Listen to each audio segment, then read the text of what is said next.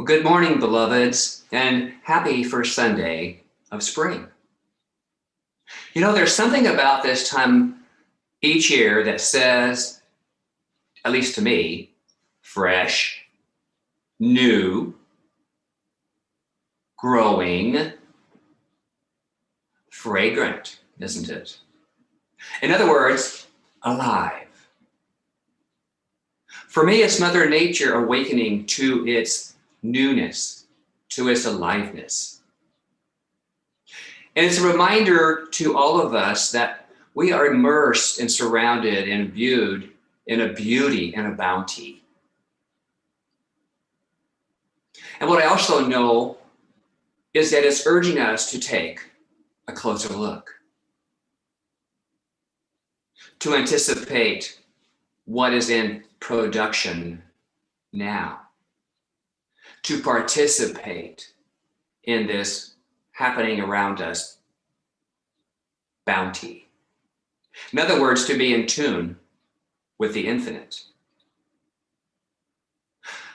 For me, I'm always a bit surprised that spring arrives when it does.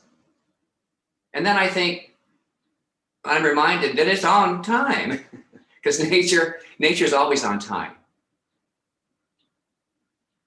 That urge to grow, to sprout, to thrive is innate.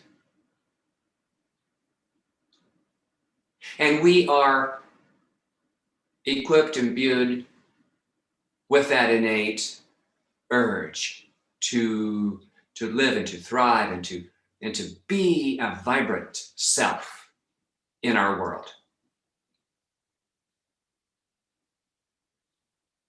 A couple of weeks ago, James and I planted 3 new rose bushes. One with a red and yellow center called Love, a bright yellow called Sunflare, and a red with a deep orange center and undertones called Tropicana. I refer to them as the triplets.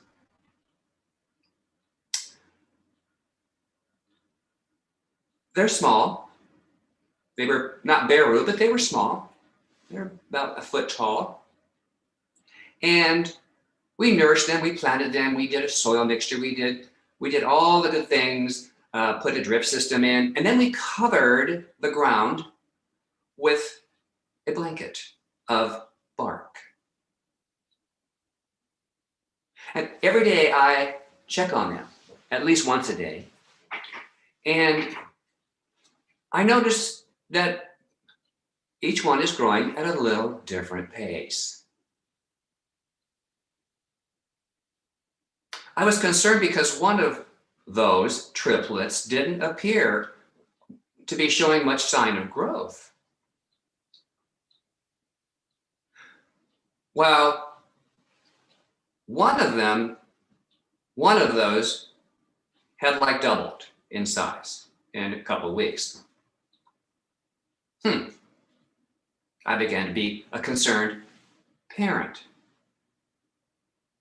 wondering if there's more I could have done or could do.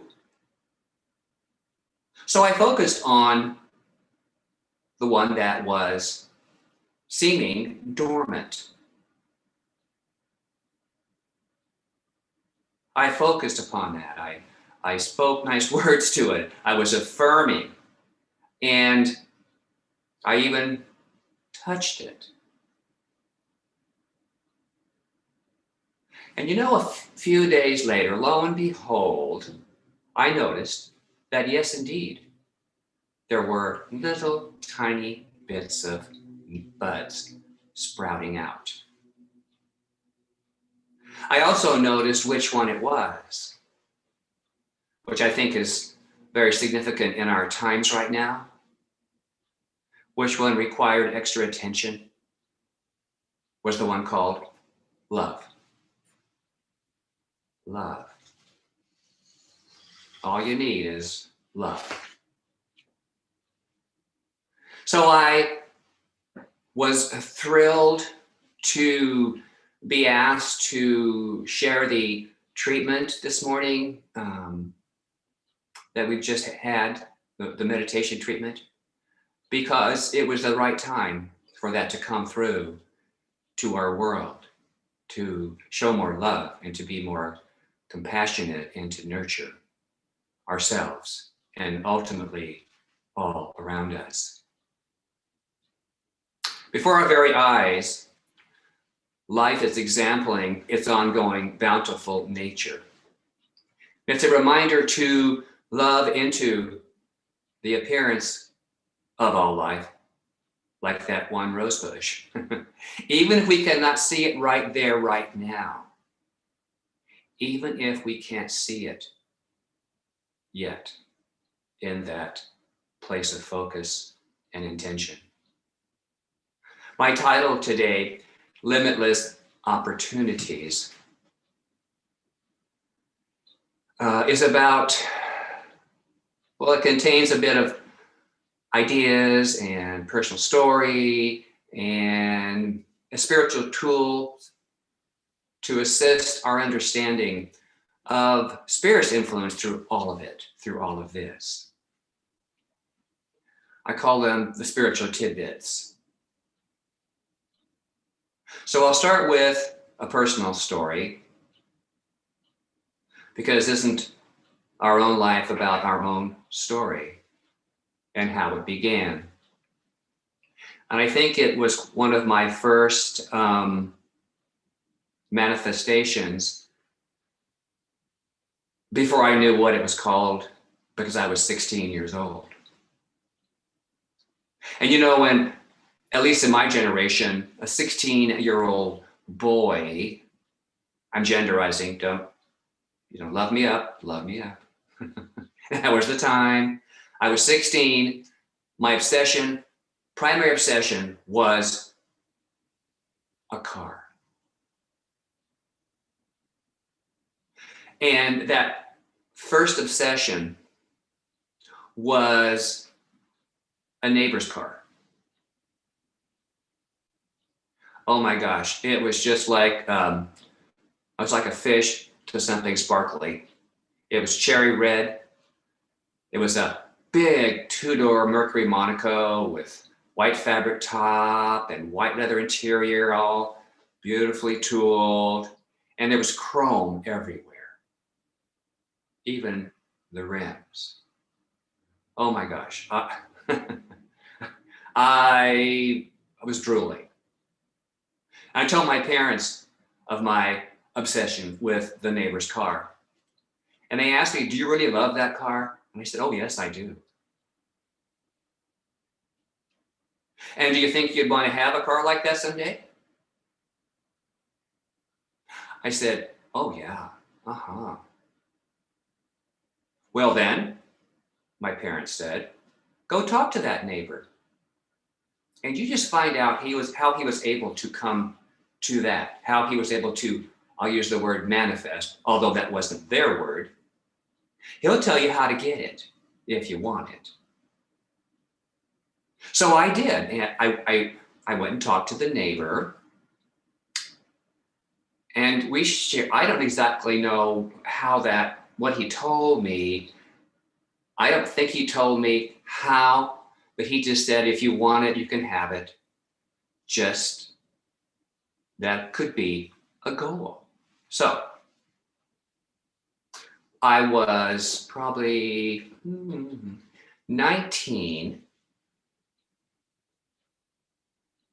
18, and lo and behold, my first car that I bought with my money was red. It was a Mercury. It had white interior. It had chrome wheels. Now, it wasn't a Monaco, but it was a Cyclone, which is kind of interesting too. But one of the favorite features as a young boy was it had air shocks, which I could lift up the back with air from the filling station, or I could let it out. So I had lots of options. I had lots of options. So what I'm getting to is that the lesson I learned from that experience were I could have what I loved. And two, if another person has something I'd like to experience, just ask. Don't judge it as good or bad for them having it. Just ask. And as I sat with this story for myself, I came to this, I wonder, maybe this is where my title, Wonder Man, began to solidify. You know, Nike has a slogan, just do it. Mine is, just ask. Just ask.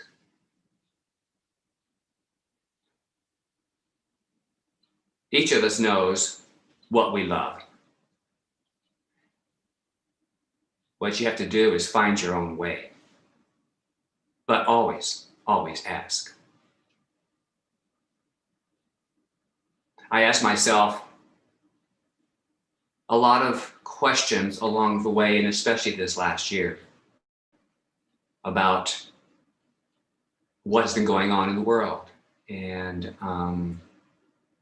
how I can be a better spiritual, I'll say warrior or champion, or you have your own word for yourself. Maybe mine is presence, spiritual presence of love. And find some way to bless it. Find some way to bless it. There's a book titled The Gentle Art of Blessing on page 72, and it's this. It is important not to entertain negative thoughts about one's neighbor.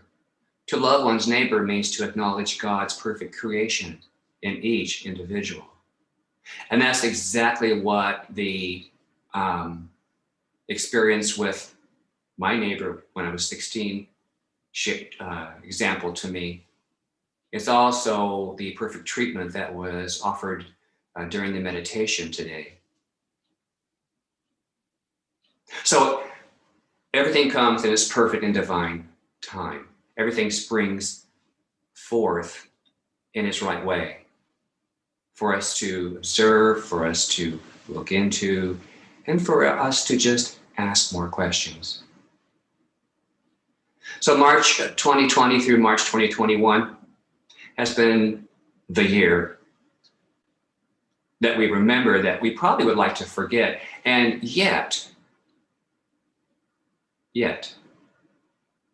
it's been quite powerful in many ways, quite sad in many ways, quite revealing in all sorts of ways. And during that year, we had one choice, as I remember, for me, that was to stay in place. Stay put, slow down, lock down. Was there some resistance? Oh, yeah. Is there still? Oh, yeah. Yeah. But upon reflection, for me, when I was asking, being a Wonder Man, I believe it was a year of infinite opportunities, a time to what I call reboot ourselves. A time to dig deep into our heart and to ask for that which was needed. To open to the possibilities, to see life and others' lives through a compassionate heart. It was a greater call to truly love the self and our neighbors. And it also shook us into our core beliefs. And I mean deep into whatever it is we believed about life before. March of 2020. Now, I believe those beliefs, many have been let go of. Many no longer serve us. But what I know is that many of those moments of lockdown, shutdown, slowdown were times to appreciate a deeper sense of who we truly are. And while we were deep into it, that opportunity was one to discover what we hadn't realized before. So I'll invite you to close your eyes just for a moment. Take a breath. And I have a question for you to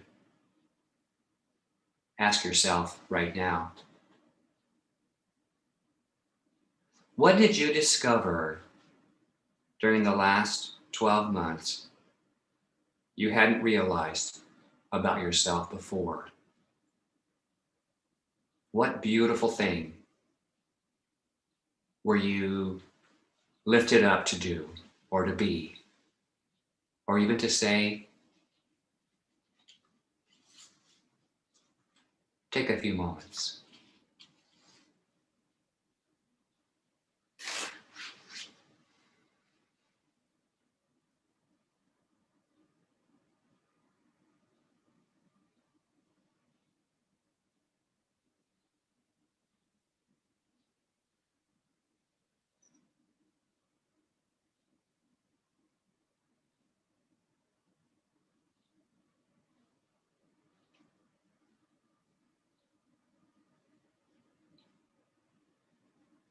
So take a breath in and thank yourself for the discovery that you have made.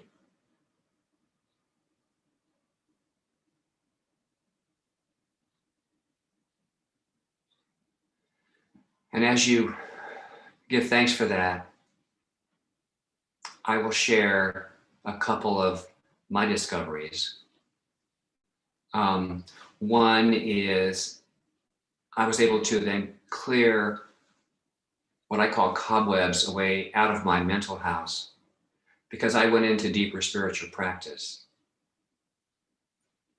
And the result is a clear idea of what I cherish. And it's health, it's my loving partner, it's my home, and it's my friends, and it's my spiritual community. And what I have come to know is with greater clarity, to see and know what's ours to be and to do. And with this greater clarity, each of us get to see through outer conditions and thus are able to more lovingly accept the opportunities which provide for us rather than those that we might move into default of an old pattern of limitation. So it's been a come clean time, a cleaner time, a freeing up time of the more purified self in a way of consciousness.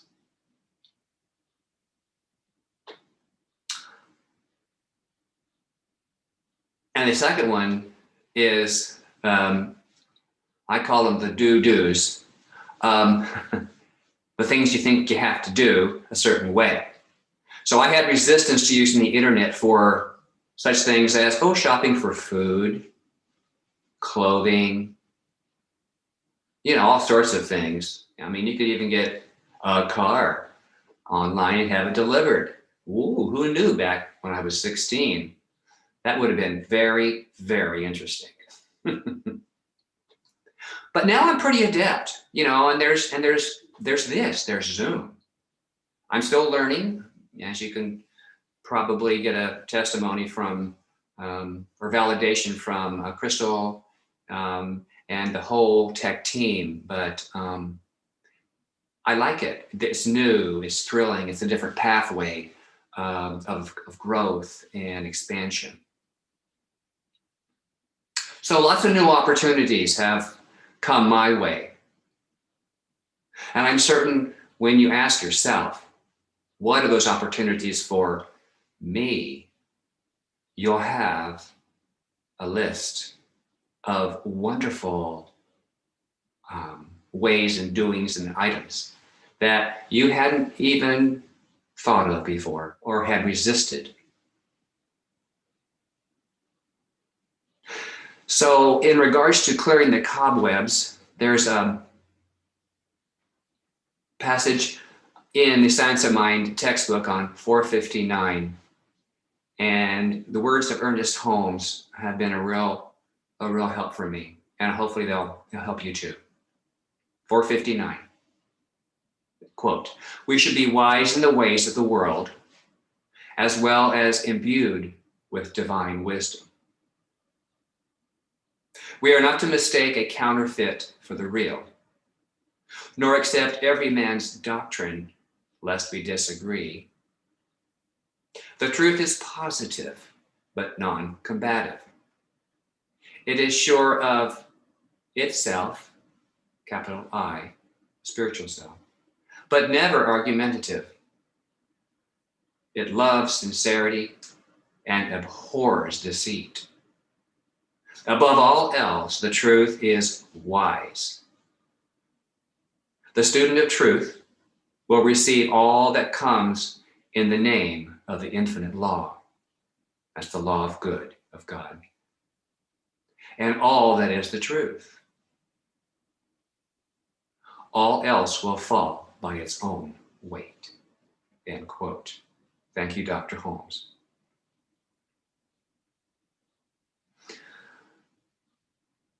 And as far as conditions in the world, this came through yesterday. I pay attention, and this came through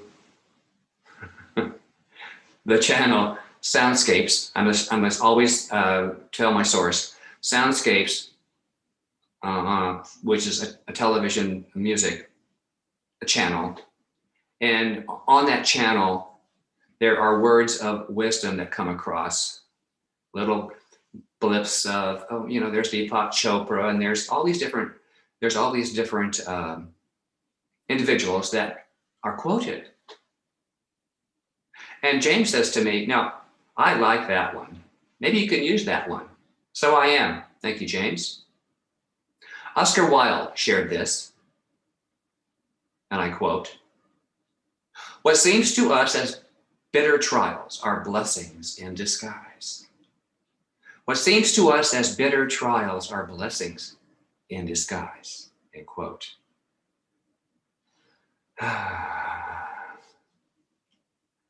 I wonder into those trials and tribulations and the bitters, I call it, that occur from time to time, and to search for all those sweet blessings, to ask the questions, to go seek it out about the truth that lies within. The statement many of us are familiar with, and I would probably assume all who are watching: "The truth shall set you free." That statement is wise in its word and in its meaning. And here's my understanding of "the truth shall set you free." That what is known, spoken, and done in truth and in love flows to us with ease. All else, that which might hinder, falls away beyond our view or experience. And we, you and I, have the birthright of choice. We, as divine human beings, have been gifted choice. No matter what we've chosen in the past, we can stop, we can reboot, and choose something greater for ourselves. So as my lesson nears completion, but not quite, I would like to offer 4 tidbits of clarity, and they've worked for me. So I will share them with you and hope they work for you. The first is I call 10 ways to open your infinite opportunities. I've retitled it, and it's out of a book by Reverend Dr. Dennis Merritt Jones. Be one with life. Be aware you live in an abundant universe.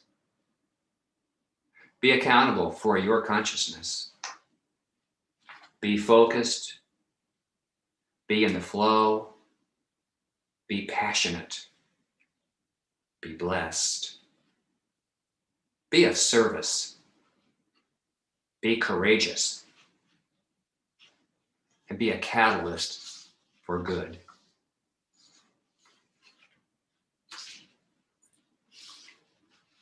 And the second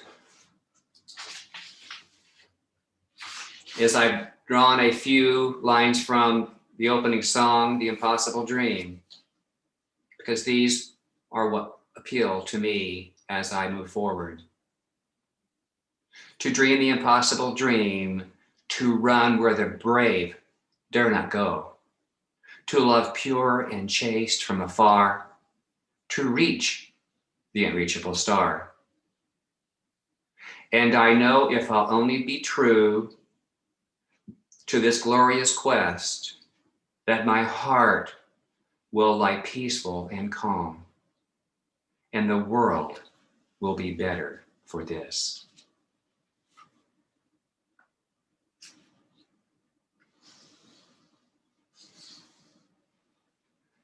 And the third is from our book, this first quarter, In Tune with the Infinite, and it's on the cover page, and I quote, "Within yourself lies the cause of whatever enters into your life. To come into the full realization of your own awakened powers is to be able to condition your life in exact accord with what you would have it." I'll say that again. Within yourself lies the cause of whatever enters into your life. To come into the full realization of your own awakened powers is to be able to condition your life in exact accord with what you would have it.